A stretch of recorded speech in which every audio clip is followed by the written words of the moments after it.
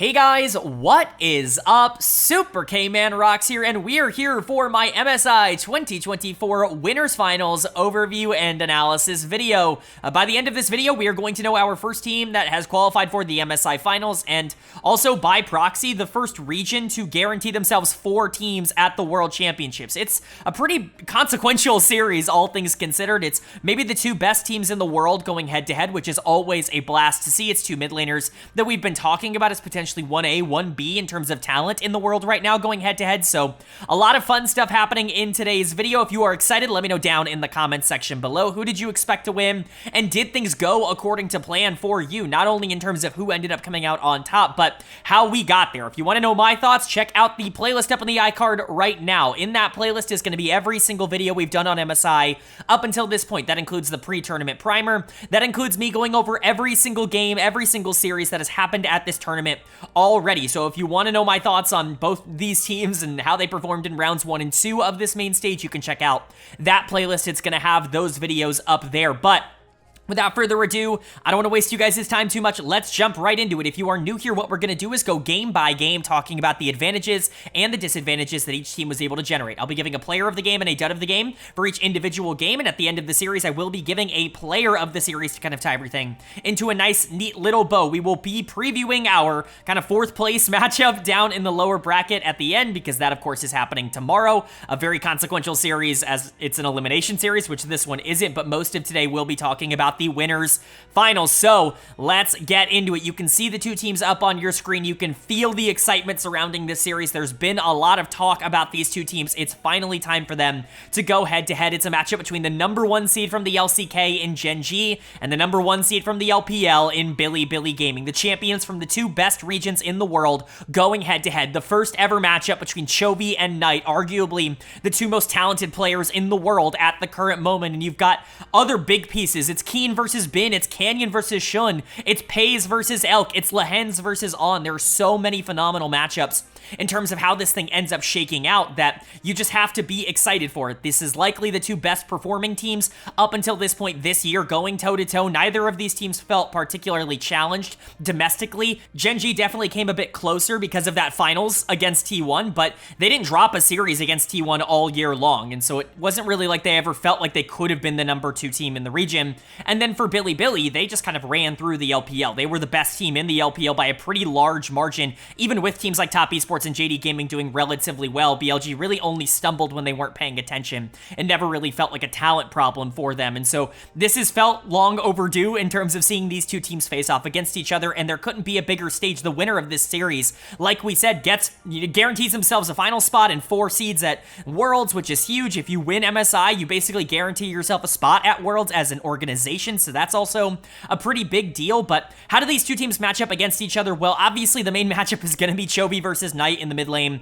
You know, Chovy has been my 1A, I would say, for a majority of this year. I've claimed that Chovy is the best player in the world basically throughout this entire process, and I continue to believe that he's going to have a slight edge up on Knight, but I would be shocked if there was a massive difference between these 2, and I think for the most part it's going to revolve a lot around whether or not the other pieces on this team can win or lose. When you're looking at strengths for Gen.G, to me, jungle is a strength. I love Shun, but I think Canyon is currently playing better, and I think especially when you look at the jungle mid and how they play off each other, Canyon and Chovy are the best in the world at the current moment. So that's where I think Gen.G is going to be able to develop some of their advantages. And then Bilibili's got the bot lane to me. They have the best bot lane in the world. They have Elk and On, and quite frankly, Pays has been a little bit underwhelming at the beginning of this year, especially in comparison to what he was as a rookie last year. He's still been okay. He definitely has been better at this tournament, which I think is certainly encouraging. You know, the series against Fnatic and Top Esports, I really don't think he's been that bad at this tournament. Lehens is also somebody that I trust a lot. I think Lehens and On are very similar players in terms of how they execute. Lehens has reined himself in a bit more than On has, but, you know, very similar supports in terms of where they want to get their advantages. I think really the question is going to be which team can play around their stars better. Can Canyon get Chovy super far ahead? Can Pays step up and be more consistent than he has been this year? Or is Bilibili just better across the board? Are they too consistent? Do they not have a weakness quite like Gen.G does, right? Like, that's really it, is I think Gen.G has the better top-end talent in this series. I think Canyon and Chovy arguably are the two best players in this series, or at least could perform like that, but FaZe might be the weakest, and so it's really kind of where you think each team is going to be able to generate their advantages. My prediction was Bilibili in 5. My spread was BLG in 5, Gen.G in 5. These are the two best teams in the world, and I do believe that anybody could take it. I think Bilibili is slightly ahead of them for me right now, just because, again, I think the consistency across the board is big, and I think the bot lane is going to be very much in their favor, which I think is a really big deal in the current meta. But I do think Gen.G has more than enough firepower to win. If FaZe can survive the early game, he's a phenomenal team fighter, even during this stretch where he's not been as consistent. He's still been a very good team fighter, so Gen.G very much can still win this series. I just think Bilibili has a slight edge on them in terms of my prediction going into this, but is that going to reign true, or is Gen.G going to kind of step up to the plate and finally start performing internationally? Well, to figure out, we got to go game by game, and that means starting with game number 1, and the winner of game number 1 was Bilibili Gaming. They are going to take the first game of this series. They're going to go up 1-0, and they looked excellent here in game number 1. Gen.G, really kind of the keys to success for them would be slowing the pace down, playing something that's a lot more comfortable to them, which is a relatively inactive early game, whereas they can control a lot of the mid game and be the better 5v5 team fighting team from front to back. That was kind of the key to success for Gen.G. And for Bilibili, it was speeding up the game. It was trying to make a lot of these plays happen early on, because Gen.G, that's when they're at their weakest. That's when they're at their most disjointed in terms of their macro, which they are the best in the world at. So Bilibili really trying to keep that pace going here. A very aggressive draft. Camille plus Ahri is a very dangerous duo to feel like you have to play into, and then adding on to that, you've got things like the Sejuani and the Ashe especially that can really create a lot of these pick tools for BLG. This is a very strong pick comp if that's the direction you do want to go in. You can split, you can side lane. The only concern I have is that you don't really have a great front-to-back 5v5 that didn't end up mattering too much, because they were just able to start every single fight on their regard, like on their decision, and I think that is, at the end of the day, all they needed to be able to do. But Gen.G definitely going for a more classic scaling, slow the game down oriented comp. The Viego plus Orianna as the mid-jungle duo, just kind of get that ball on Viego and see if he can start getting resets to take over the fight. You've got the Senna as kind of an out TF if you need like side lane pressure. Like, there are options here, but the problem is that these champions aren't performing particularly well right now. I think a lot of people are going to look at how Viego and Senna in particular have performed at this tournament and say that these champions are bad. I definitely have some thoughts about that. I don't think it's quite as black and white as some of the arguments out there would make it out to be, but, we'll go ahead and talk about it. Player of the game for me is going to go to Knight in the mid lane. He was exceptional, and this is now 28 straight games in a row that he has won on Ahri. You cannot let him have this champion. It's crazy to me that you would ban out the Talia, and I understand banning out things like the Vayne, because clearly LCK teams are terrified of Vayne if they want to pick anything that's even remotely, interesting in the top lane. They just don't want to have to play into it. You have to ban out Jax against Bin and against Shun, who are both very good Jax players, but leaving Ahri up feels like a massive mistake, especially if you are just going to leave Chovy to pick something like the Orianna later in the game. I get that you want more stability coming out of that mid lane matchup, but Knight is too creative. He's too much of a playmaker in the mid lane to be able to shut him down, really in any circumstance, and you weren't able to. I know some people are going to point to the fact that, Bin was excellent this game, and he was. We'll get to him. On was excellent this game, but I think Knight was probably the most influential in terms of, like we said, starting fights on their terms, being the one to press that go button. Bilibili did a really good job of understanding that if they played more reactionary, if they played more defensive, they actually weren't in a great spot for parts of this game, and once they started getting their gold lead, obviously things changed a little bit, but Knight being willing to constantly look for a lot of these, charms and a lot of these engages, I think was really what opened up Bilibili to start snowballing the game out of control in the mid game. But a lot of people are going to look to that R5 Camille that, Bin in the top lane kind of really piloted at a high level. Camille was excellent this game, and especially in the later team fights, the Camille was unstoppable, just diving onto whoever she wanted, immediately blowing them up. The ultimatums were pretty much perfect throughout the entire game, always locking down priority targets or making sure that somebody couldn't get away. Just a very good game from Bin. The only, minor concern I have is that I do think he was a bit late on some of these flanks. I think he needed to be a bit quicker. He was constantly going for the flanks, which I think is a good idea into this quote-unquote front-to-back fight, because you can't really just ignore the damage coming out from BLG. You can't just ignore the Ahri plus Sejuani plus Ashe plus Kalista. Your front line's not strong enough to just be able to do that, and so I understand that the flanks were really valuable, but I think Knight being able to start the fights was more valuable to me than Bin being able to finish the fights, if that makes sense. On was also excellent, and I really want to point that out. The Ashe was terrific. We're actually seeing, teams pick up the Ashe more and more as this tournament goes along. This champion's really good, and I understand why a lot of teams at this tournament just want to permaban her, because she is that strong. And, I think even On's going to pilot her super aggressively, going to constantly be looking for those picks, which is what you want in this comp. Xun was good, Elk was good, everybody was good on BLG. They looked like the better team in game number 1. And then for Gen.G, you try to play that style where you just slow down the game, where you go for this front to back, but the problem is if you don't have that prio or pressure in the mid game, there's not enough of a talent difference like there was against a lot of the other opponents that you played against this year for you to just win anyways. In those circumstances, you actually have to be able to deal with the fact that BLG is going to be contesting you 1v1 in a lot of these situations, and you're actually losing out in gold, even if you're gaining in terms of like pressure and prio. Like Gen.G got some kills in the early game, it just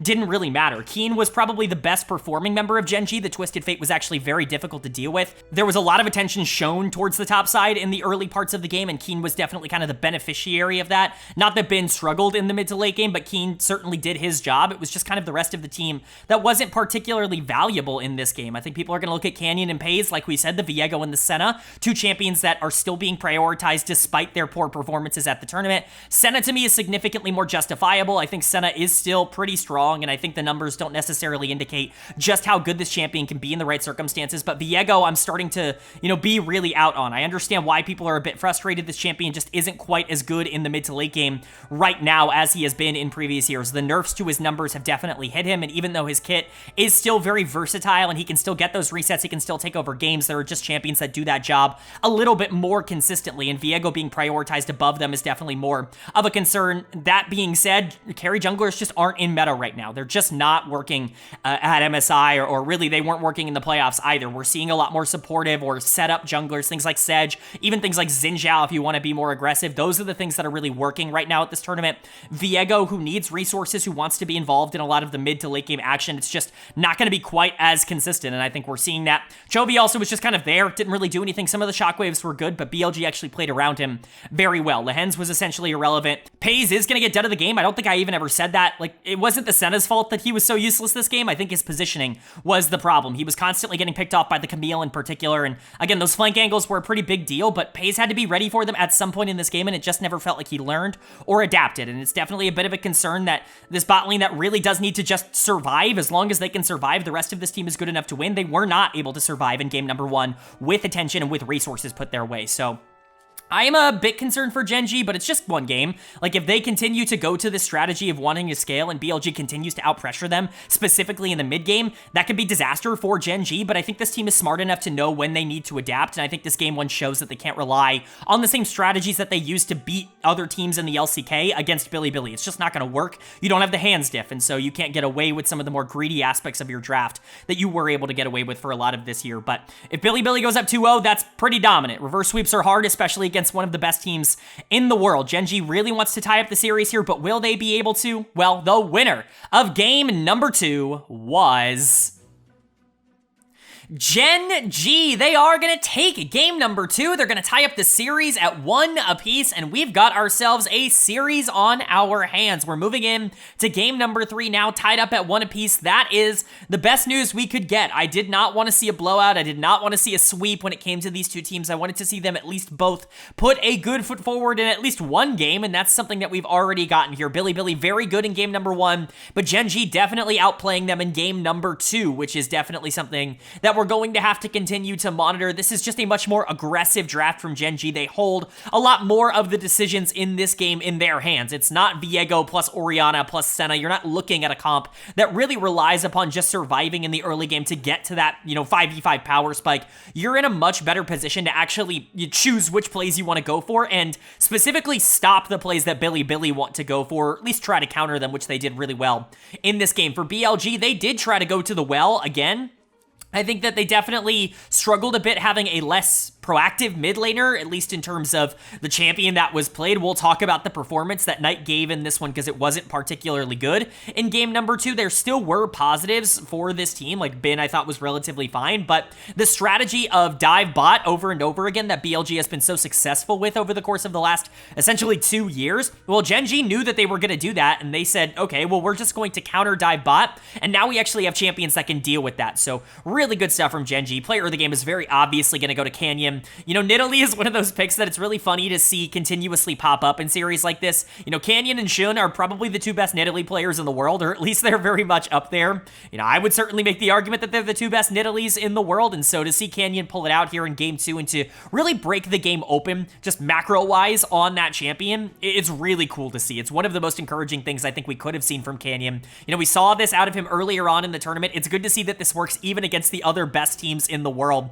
that Canyon's Nidalee is just going to be able to beat everything. He was everywhere he needed to be. His macro sense was on point in this game. Obviously, countering the dives in the bot lane is really what started to get the ball rolling for Gen.G, but his team fighting was exceptional. He was at times legit like winning 3v3s by himself in terms of the damage and the healing that he was able to put out. He's just so good at this champion. Canyon was phenomenal here. Chovy was also excellent. I really want to give a big shout out to Chovy. He was up like 3 levels in this game, and I do want to give Knight some breathing room in the sense that this is not a particularly good matchup, in my opinion, for the Orianna. I think it's very difficult for her to actually be able to play out this early laning phase. That being said, he still lost a lot harder than he needed to in this game, and that is a credit to Chovy. You know, last game we didn't really talk about it, but 4 mid lane bans in game number 1, 5 mid lane bans in game number 2 here for BLG. They're clearly showing a lot of respect over towards Gen.G, but Chovy's champion pool is simply too big. You can take him off of Aurelion Sol and Corki and Azir and Tristana and Hui, and he's still got the Yone. Like, it's not like he can't play Akali. It's not like he can't play, you know, some of these other champions that are still super viable and, you know, aren't off the table. It's just his champion pool is simply too large. He's the best player in the world, and he picks up the Yone here as the counter to the Orianna, and he just absolutely destroys on it. A lot of these ultimates were excellently timed. His ability to position in some of these fights is truly exceptional. He just knows exactly where he's supposed to be at any given time. One of the best players in the world. Like we said, if Canyon and Chovy are popping off, Gen.G's just not going to lose. Like, they are the 2 best players in the world when they are both on. And then Pays and Lehens were really good in this game as well. Again, a lot more attention shown towards the bottom side by Gen.G to kind of counter that aggression shown by Bilibili. They continuously want to try to get 2v2 advantages, picking things like Kalista Ashe, but if you are going to protect the Senna, she's just going to scale significantly easier than those other picks. I think Lehens also had a couple of really good hooks this game. Got a lot of the kills in the early game, which definitely wasn't ideal, but for the most part, it ended up working out for Gen.G, all things considered. Keen was also fine on the top side on Cassante. Certainly no negatives to give him, but overall, a very good game from Gen.G, identifying where BLG's strengths are and countering them, doing what they can to shut those down so that they can play towards their own strengths. For Bilibili, I mean, it was as simple as that. They kind of got figured out, and this is the first team to really say, we know what you're good at, and we can actually stop it. Like, those are 2 very different stories. There are a lot of teams, every team in the world really knows what Bilibili wants to do. They know the kind of direction that that team wants to go in terms of their aggression, but the problem is most teams just don't have the skill to be able to stop Jun plus Elk plus On down in the bot lane, you know, diving over and over again and creating these aggressive plays. They just don't have the talent to be able to do that and still survive in a lot of other areas. Gen.G does, and BLG kind of got shut out because of it. Dead of the game can go to quite a few members. I'm going to give it to Jun because, again, he just kind of got jungle gapped. The macro was noticeably different in this game. BLG did a good job controlling game 1, but Gen.G's strength is their macro, and that very much showed up in game 2. Jun was kind of the biggest detriment of that. Every play that he showed up to, he was either late or Canyon was just more proactive in that play, and that is a bit of a problem when you are playing Sejuani into Nidalee. I think a lot of people are going to give it to Knight. Like I said, he was down 3 levels in this game. Really did not survive the laning phase. He did not have a good one. I want to give him some grace. Like I said, bad matchup, but you got to be better than this if you're one of the best players in the world. There's really not a huge excuse here. Elkanon just couldn't get it going. On in particular was definitely more of a target this game than he was in game 1 in the early fights, and I think that was definitely a major positive for BLG to get him, or for Gen.G to get him out of the way. Bin was still very good on the Jax. He was definitely the strength here. The Jax tried to turn around some of these fights. I think he's obviously very good as long as he's able to survive in the early game, but you can't 1v9 on Jax class in this particular instance. So really nice game to tie up the series for Gen.G here, and now we're going into Game 3 1-1. As you guys know, I view this as the most important game of the series. If you can win Game 3, not only do you have all that confidence, not only do you have all that momentum, but now you only have to win one of the final 2 games, and it really puts a lot of pressure on the enemy. So Game 3, I think, is a super important game to win, but only one team can take it. Which one will it be?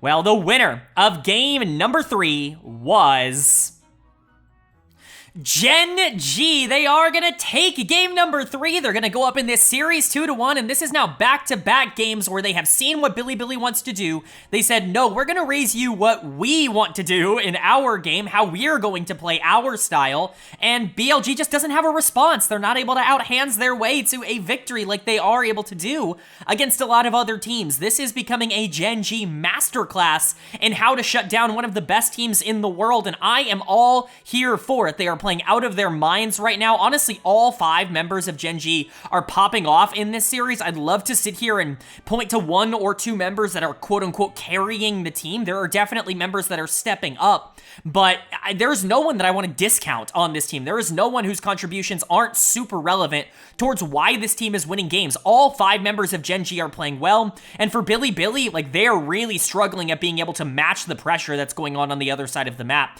They don't have a backup plan. It really does feel like coaching is kind of letting them down right now. These players are more than talented enough to play multiple different styles, and we've seen throughout the year they do have the ability to play multiple different styles, but they're not adapting in the middle of this series. They're continuously trying to go to kind of the bread and butter, but the bread and butter is being taken away from you by Gen.G. You have to beat them with something else, and it just doesn't feel like they are moving towards a different win condition at the current moment, which we will definitely talk about. There are a couple of members in particular that I think are to blame for that, but let's talk about Gen.G first and foremost. Player of the game, going to go to Chovy. This was a difficult discussion because everybody, like I said, on Gen.G was so good here in Game 3. I think I watched, some of those fights and was like, oh my god, Chovy's doing 1 billion damage. Hui looks ridiculously broken, but Chovy makes every single champion look ridiculously broken. He's surviving bans and still being super relevant. There were 5 mid laners banned. 2 of them were by you, though, so I don't know if you can necessarily say 5 bans thrown at Chovy in this game. Really, 3 bans thrown at Chovy this game, which I still think is obviously still quite a lot. But, he picked first rotation this time, so you can't necessarily get the funny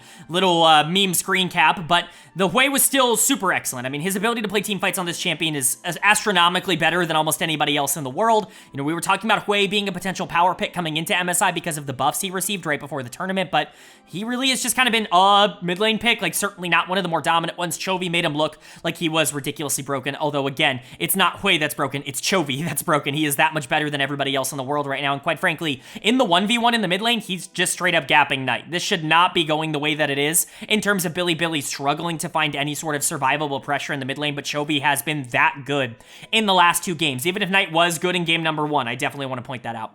Canyon on Nidalee continues to be a bit of a problem. I think if you're Bilibili, you got to start dropping a mid lane ban, and you got to be adding Nidalee to that, because he's just too comfortable on this champion. Either that, or just pick it early. It's not like Shun can't play Nidalee. He is one of the best Nidalees in the entire world. If you yourself want to try to play towards a more aggressive early game, I actually think Nidalee plays really well into the ideas that you need to transition to if you're Bilibili. So getting Canyon off of that would be a priority for me, but he has been phenomenal. Probably the best player in this series so far. And then Paze and Lahens had their best game of the series. Paze was able to take over every single late game fight. One of the things that you really notice watching LCK bot laners versus not to just call out LEC and, LCS bot laners, but the difference between the two is how they're able to pilot Kalista in particular in the late game. Really good AD carries are able to make this champion still work in front-to-back 5v5 fights, still do a lot of damage, play really aggressively on the edge of danger. Whereas if you play a lot more scared, if you kind of rely upon the rest of your team, and if you're more of a secondary carry, yeah, this champion's going to look a little bit overvalued. But, as we've seen going further and further along into the tournament, the rise of success in Kalista has been very easily documentable in terms of why it's working. So credit to Paze, he was awesome. Lahens going deathless on the Nautilus in this game. Very, very good game from him. Keen was also very valuable on the Poppy. By the end of the game, he was basically unkillable. And you have a dive comp. You have a dashing dive comp with Tristana plus Diana. And, R5 Poppy just completely shuts that off. It's really, really impressive stuff from Gen.G to be able to get in a good situation, no matter the opportunity. They are one of the best teams in the world, and they are proving it in this series. A complete, well-rounded performance and game from them so far. are. But for BLG, again, it's all just about the lack of adaptation. They continuously want to put a lot of their eggs in the bot lane basket, but it was Gen.G this time with the winning bot lane. You yourself picked the Senna Tahm Kench, and Gen.G did the BLG thing. They just dove bot over and over and over again. Canyon got fed, Pays got fed, Lahens got fed. It was very difficult to end up playing through the mid game because Elkanon were just in such a bad position, but I don't even blame them individually as players. There's not a lot you can do when you're constantly being 3 or 4v2'd down in the bot lane. You have to hope that your team is winning somewhere else, and they just weren't. Knight wasn't doing a very good job, and more specifically to me, Jun has been horrible in this series. He's going to get done of the game. Knight's going to get a lot of the negative attention because he's hyped up a lot more, and I think generally speaking, it's a little bit more of a letdown that Knight is not as good as Chovy than it is like Jun not being as good as Canyon. But Jun has been the worst player in terms of like just the individual output that both of them are offering. This was horrendous from Diana. Like, what are we doing? If we're not going to try to be aggressive in the mid game, if we're not going to try to look to punish things like the Hui in the mid lane, then what are we doing? What's the point of drafting Diana? This was just such a passive game where he did basically nothing and eventually just lost out all this pressure. He allowed Canyon to do everything he wanted down in the bot lane, never once tried to retaliate with a cross map play, lost objectives, and lost the game. Like, I just, no dragons. They got the Baron, but they got aced, right after it, and it was only after Gen.G basically gifted it to them with a horrible fight. Like, Jun just wasn't good this game. There's really nothing else I can say. Jungle mid is letting BLG down, and that's a really sad thing to say. Knight continues to be the worst of these two mid laners, which is not something he's experienced domestically. Elkanon, like we said, got run over in the bot lane. Bin was still relatively good. I think his contributions are a little bit overstated because he was just kind of surviving in a lot of these fights, and maybe, again, if you have follow-up, the Cassante actually matters more in this game, but it's not like he was ever going to bring this game back for BLG. It just feels like a disaster right now. But again, you've shown that you can beat this team in game number 1, and we know you can adapt. We know you have multiple ways to win games. You're just not showing that right now in this series. You have to be able to pivot. You have to be able to adapt because your upper bracket life is on the line. Of course, you're not eliminated with a loss in game 4, but you don't want to be the team that just kind of got bodied 3 games in a row by Gen.G. For Gen.G, you want to be the team that bodied Bilibili 3 games in a row. Remember, BLG was significantly better than Gen.G's closest competition in the LCK and T1 earlier on in this run. Like, Gen.G could really solidify themselves as like the de facto best team in the world until proven otherwise with this win, like in a tier of their own. Bilibili definitely needs to win this to push it to a game 5, but it's going to be interesting either way. Who's going to be able to take it? Will the series continue on to a Silver Scrapes game 5, or is Gen.G going to close it out here in 4? Well,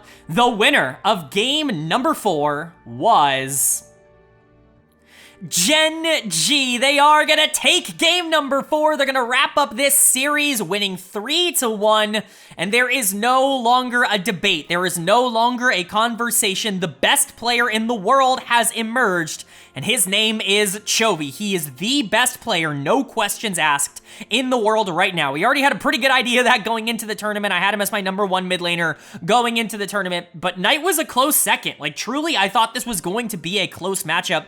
It was not. And I do want to give Knight some grace to an extent. We will talk about why I think the conversation surrounding this game has been a little bit different than maybe what I would personally say. I do think it's fair to say that Chovy completely outplayed Knight. The CS difference in the mid lane definitely shows that, but I do want to try and talk about why I think team efforts for Bilibili matter a lot more, and why I think Knight maybe looks like he struggled a lot more in this matchup than maybe he would have had the rest of the team actually been doing something about it. But we'll get into that when we get into that. Let's start with Gen.G, because this team has now won the winners finals. They are moving on to the MSI finals, and Chovy, for the first time in his career, is making an international final. I know that's a pretty crazy thing to say, that this is the first time ever, but he is peaking right now. This is the best he has ever been, and this is the best Gen.G has ever been with him as a part of it. So you just got to be able to celebrate that. He's going to get player of the game. He's going to get player of the series. He is cementing himself as a dominant figure. They took the Corki ban off of the chopping block. They wanted to ban out the Nautilus. They wanted to ban out the Senna,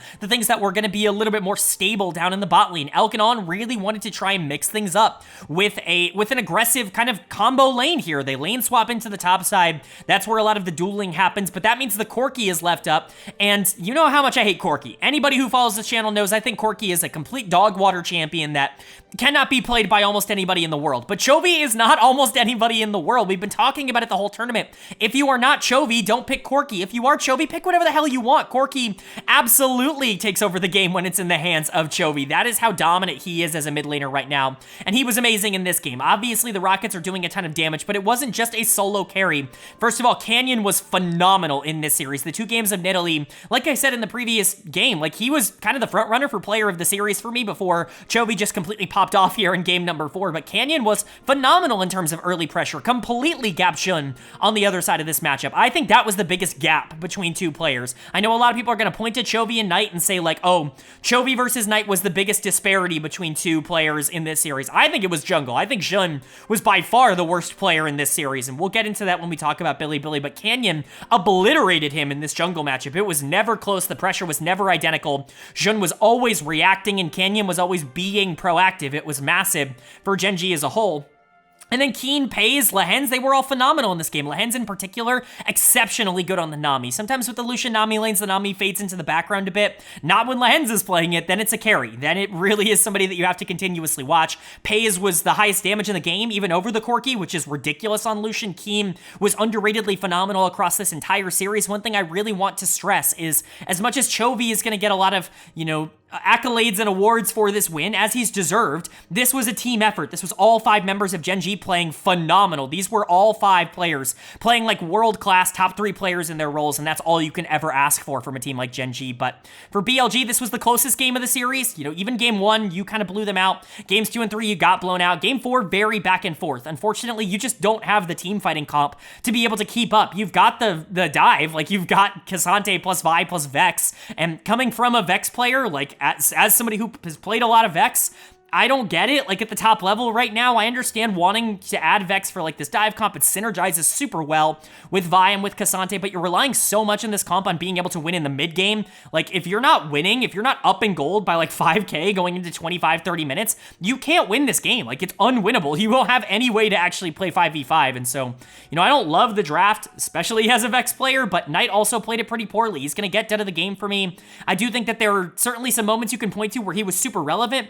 Sometimes it was just the champion. Sometimes he dove onto the backline, did his whole combo, and nobody died, and then he just had to be like, oh, well, I gotta run away now, because that's what Vex does. But still, like, he wasn't relevant. He lost by, like, 20 CS in lane. Like, you have to be able to survive. You have to be able to push forward in a matchup like this, especially going into Corki, and he just wasn't as good in the 1v1. So that's something that you have to, at least shout out. But like I said, I don't want to just criticize him alone. Having no jungler is going to make any mid laner's life a lot more difficult, especially in the current meta, especially when you're Vex. Your entire job is to link up with your jungler. So Shun being as bad as he was in this series, I think is definitely a bit of a problem. He was mega gapped. Like, he was never close. It was never relevant. Shun was just getting completely outpaced and out-macroed by Canyon in every possible aspect. This was a horrible performance from him, and quite frankly, he has to be better in order for this team to have the chance of winning MSI. They cannot win if he plays like this. That is for certain. Everybody else in this team was fine. Elk and Bin in particular. Bin was actually awesome in this series, and I think if the rest of the team had even been serviceable, like, he could have carried a lot of these games. It just wasn't the situation. Like, the rest of the team was already losing. Elk was also really good in game number 4 here, and I don't want to criticize him. On was fine generally, like nothing standoutish in my opinion. Had some good moments, had some bad moments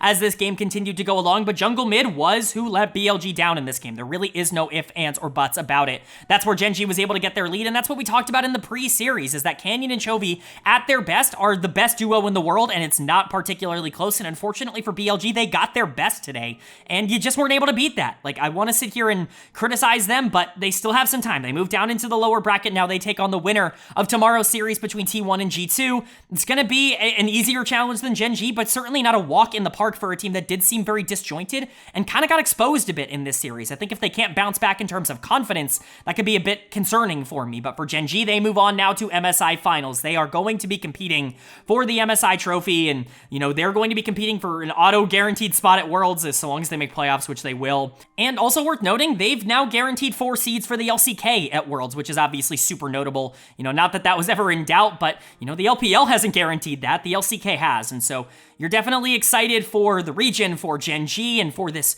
org, and for these players who have finally been able to put all the pieces together. Right now, they are clearly the best team in the world, and I think that's a really exciting thing to say for Gen.G fans.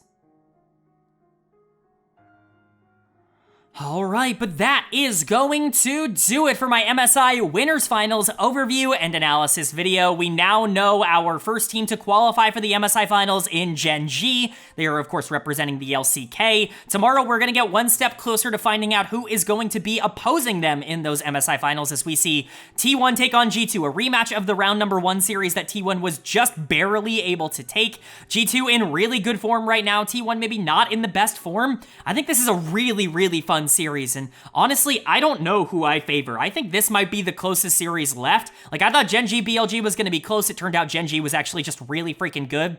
This should go to 5 games. I honestly would be surprised if either team was good enough to really separate themselves, because I do think that they are relatively close in terms of skill level, and honestly, I'm not usually one to go for like the crazy upsets. I'm going for it here. My prediction in this series is that G2 will win 3-2. I think G2 beats T1. I think they move on to the semifinals to take on Bilibili Gaming.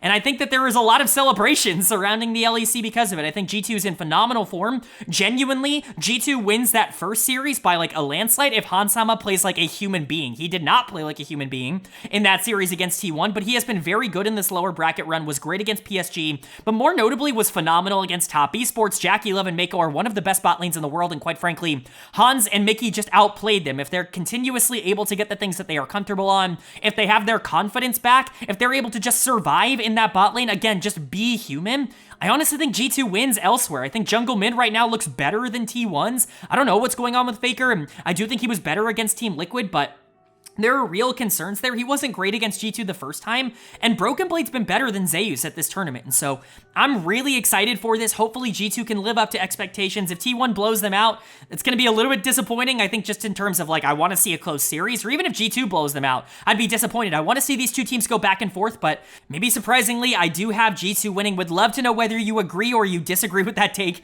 down in the comment section below. It's certainly going to be divisive, but would love to know whether or not you think I'm right on, or you think that T1 definitely deserves to still be favorites, that you can never count out a team like that internationally. Both, I think, are very fair points, but if you did enjoy the video, leave a like. It really does mean a lot to me. Lets me know you guys are enjoying the content, and it does help get this video out to a lot more people, which I'm always very appreciative of. If you're new here, hit the subscribe button. You know, like you've seen, we've posted every single day of MSI. That's going to continue through the end of the tournament, and of course, we cover every single major region weekly on this channel during the regular season, so if you want comprehensive overviews of everything going on in LoL esports, this is the place for it. Hit subscribe and hit that bell so you can be notified when those videos do go live. But of course, with all that being said, I hope you all are having a great day. Hope you continue to have a great day. And I will see you all